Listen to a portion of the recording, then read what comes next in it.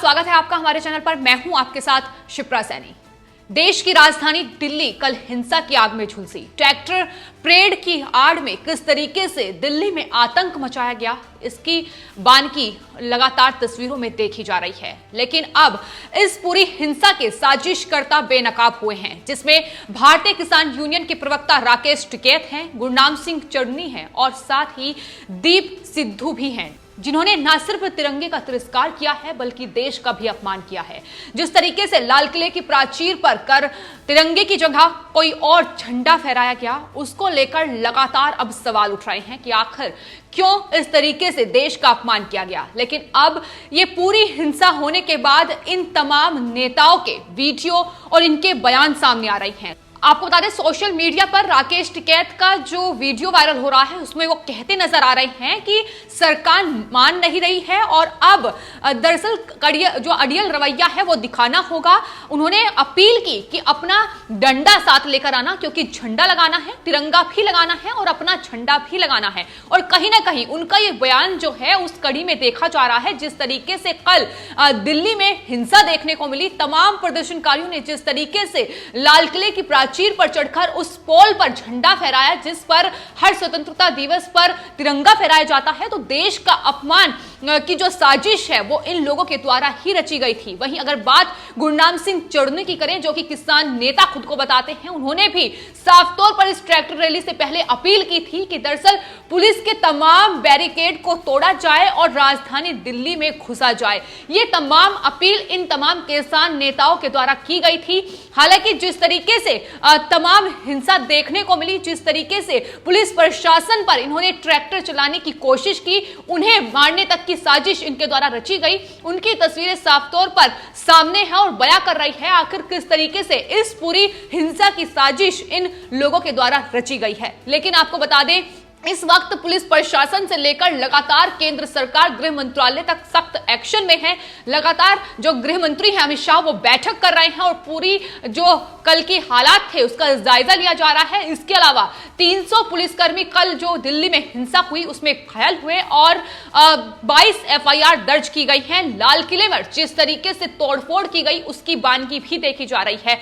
लाल किले के जो टिकट काउंटर थे और साथ ही जो वहां टॉयलेट थे, उन्हें किस तरीके से तोड़फोड़ की गई, पुलिसकर्मियों ने अपनी जान बचाने के लिए किस तरीके से वहां से भागे हैं, वो तमाम सबूत वहां मिल रहे हैं और साफ तौर पर यह बयां कर रहे हैं कि जिस तरीके से कल राजधानी दिल्ली में तांडव इन लोगों ने ट्रैक्टर परेड की आड़ में किया है, ये वो लोग हैं जिसकी आशंका पहले ही दिल्ली पुलिस की तरफ से जाहिर की गई थी कि दरअसल इस ट्रैक्टर परेड की आड़ में कुछ लोग दिल्ली में हिंसा भड़काने की साजिश रच रहे हैं और यही तस्वीर देखने को मिली। फिलहाल जिस तरीके से दिल्ली में हिंसा भड़की उसको लेकर जब किसान नेताओं से इनसे सवाल किए गए तो ये अपनी ही बात से पलटते नजर आए, पुलिस प्रशासन पर ठीकरा फोड़ते नजर आए कि पुलिस प्रशासन की गलती से ही ये हिंसा भड़की है। और राकेश टिकैत का अगर बयान सुन लिया जाए तो हैरानी होती है, क्योंकि वो कह रहे हैं कि उनकी जो ये ट्रैक्टर रैली थी ये पूरी तरीके से शांतिपूर्ण रही। तो राकेश टिकैत ऐसे नेता हैं जो शुरू से ही इस किसान आंदोलन में किसानों को भड़काने का काम उन्होंने किया है और देश की राजधानी दिल्ली को आग में झुलसाने का काम भी इन लोगों के द्वारा ही किया गया है, जिसकी लगातार अब जांच हो रही है। आने वाले वक्त में आपको बता दें, जो 22 FIR दर्ज की गई है वो CBI को सौंप दी गई है। SIT का गठन हो चुका है।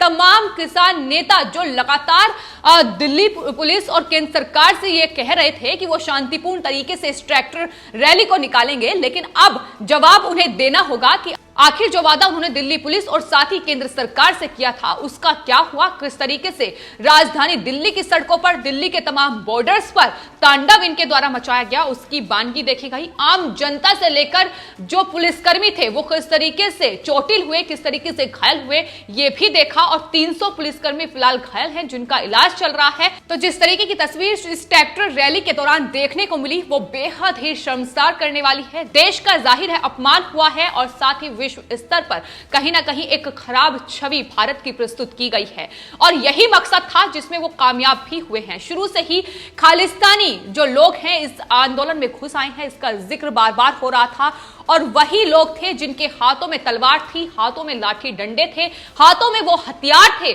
जिनकी जरूरत इस ट्रैक्टर रैली के दौरान नहीं थी। लेकिन इसके बावजूद लगातार पुलिस कर्मियों पर उन तलवारों से हमले किए गए, लाठी डंडे बरसाए गए, पत्थर से वार किए गए। तो पूरी तरीके से शुरू से ही ये पूरी साजिश रची गई थी और उस साजिश में अब ये तमाम नेताओं के जो बयान हैं ये सबूत के तौर पर सामने हैं कि किस तरीके से इन तमाम नेताओं ने वहां लोगों को भड़काने का काम किया है और इसका जवाब उन्हें देना होगा। लेकिन अगर जवाब इनसे मांगा जाए तो ये अपनी ही बात से पलटते भी नजर आ रहे हैं। आपको बता दें, दिल्ली में जिस तरीके से हिंसा हुई, दरअसल वो जो पहले दिल्ली दंगे हुए थे बिल्कुल वैसे ही देखने को मिली। जिस तरीके से ताहिर हुसैन अपने आप को बेकसूर उस वक्त बता रहे थे, ऐसी ही वानगी अब भी देखी जा रही है। राकेश टिकैत इतने बेशर्म हो चुके हैं कि वो लगातार अपने आप को बेकसूर बता रहे हैं और कहीं ना कहीं अब पुलिस प्रशासन को जिम्मेदार इसके लिए ठहरा रहे हैं। यानी आंखों पर पट्टी बांध ली है और कुछ भी उन्हें दिखाई नहीं दे रहा है। जिस तरीके से कल लाल किले पर हंगामा हुआ, लाल किले पर तांडव उनके द्वारा मचाया गया, लाल किले की जो संपत्ति थी उसे पूरी तरीके से तोड़फोड़ उसमें की गई और वहीं सार्वजनिक संपत्ति को नुकसान पहुंचाया गया, दिल्ली पुलिस की गाड़ियों पर हमले किए गए, बसों को तोड़ दिया गया। तो ये तमाम तांडव है जो लगातार इन लोगों के द्वारा, इन प्रदर्शनकारियों के द्वारा वहां मचाया गया, जिसका पुलिस भी हालांकि मुंहतोड़ जवाब देती नजर आई। पुलिस को भी लाठी डंडे बरसाने पड़े, पुलिस को भी आंसू गैस के गोले छोड़ने पड़े, लेकिन उल्टा जिस तरीके से वार तलवारों से पुलिसकर्मियों पर किया गया वो बेहद ही शर्मनाक है।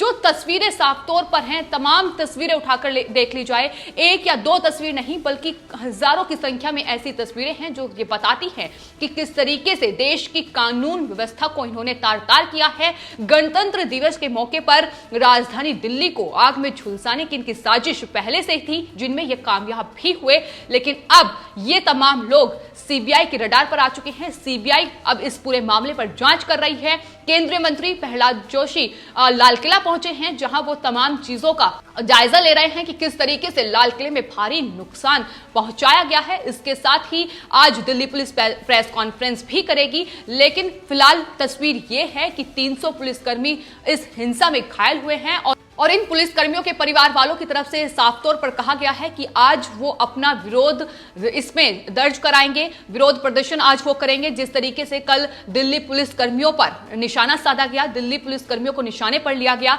तो किस तरीके से इन तमाम लोगों की तरफ से कानून व्यवस्था को तार-तार किया गया, देश का अपमान किया गया, देश की छवि अंतर्राष्ट्रीय स्तर पर खराब करने की कोशिश इन किसान संगठन के नेताओं के द्वारा की गई। ये किसान संगठन के नेता जो बार बार ये कह रहे थे कि शांतिपूर्ण तरीके से वो अपना पूरा ये ट्रैक्टर परेड निकालेंगे, लेकिन इनकी ही मौजूदगी में योगेंद्र यादव हैं, राकेश टिकैत हैं, गुरनाम सिंह चन्नी हैं और कई ऐसे नेता हैं जिन्होंने, जो दिल्ली पुलिस ने उनके लिए रूट निर्धारित किया, उस रूट पर वो नहीं गए बल्कि दिल्ली के अंदर घुसने की कोशिश की। पहले आईटीओ पर तांडव मचाया, उसके बाद लाल किले का रुख किया और लाल किले पर जिस तरीके से भयानक तस्वीर देखने को मिली, एक जो झंडा वहां फहराया गया वो साफ तौर पर देश का अपमान है और वो भी गणतंत्र दिवस के मौके पर।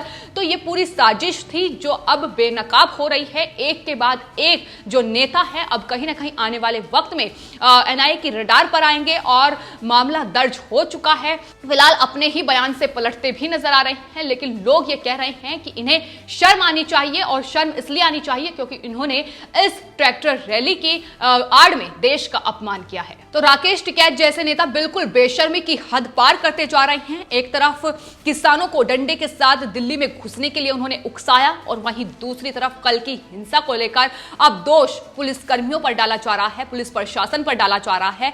ये माफी भी मांगने के लिए तैयार नहीं है। आपको बता दें, एक भी किसान नेता की तरफ से इस दिल्ली हिंसा को लेकर माफी नहीं मांगी गई है। जिस तरीके से इन्होंने ट्रैक्टर रैली की परमिशन मांगी और दिल्ली पुलिस ने इन पर भरोसा करते हुए इन्हें परमिशन भी दी, इनके लिए 3 रूट निर्धारित भी किए, लेकिन उसके बावजूद जिस तरीके से इन्होंने तांडव मचाया है उसको लेकर एक भी इन किसान नेता की तरफ से माफी नहीं मांगी गई है। अब सवाल लगातार इनसे ही पूछे जा रहे हैं, जो लगातार ये कह रहे हैं कि दरअसल दिल्ली पुलिस का ही ये रवैया था, इस वजह से ही ये दिल्ली में हिंसा भड़की है। लेकिन तस्वीरें उन्हें भी उठाकर एक बार देख लेनी चाहिए कि किस तरीके से ट्रैक्टर के साथ वो स्टंट करते नजर आ रहे हैं। दिल्ली पुलिस कर्मी और साथ ही मीडिया कर्मियों पर किस तरीके से ट्रैक्टर चलाने की उनकी साजिश बेनकाब हुई है इन तस्वीरों के जरिए, और किस स्पीड में उन्होंने दिल्ली की सड़कों पर ट्रैक्टर दौड़ाया है, जिसमें कई लोग घायल भी हुए हैं, कई मीडिया कर्मी भी घायल हुए हैं, और साथ ही दिल्ली पुलिस के 300 जवानों को नुकसान पहुंचाया।